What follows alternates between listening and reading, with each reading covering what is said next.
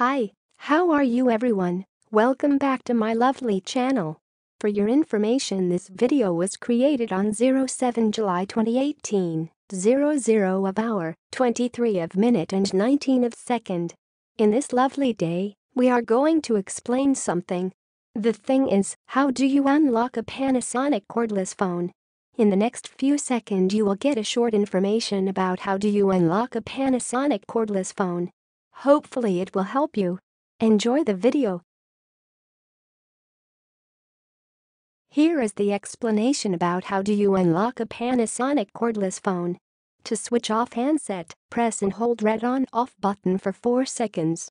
Panasonic KXT-CDTG 151, 181, 820, 810, 831, 910 handsets. To lock a keypad, press and hold the middle joystick for 3 seconds. To unlock keypad, press and hold the same joystick for 3 seconds. Last update September 5, 2014.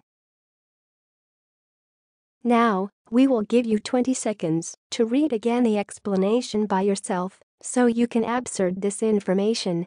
Please take your time.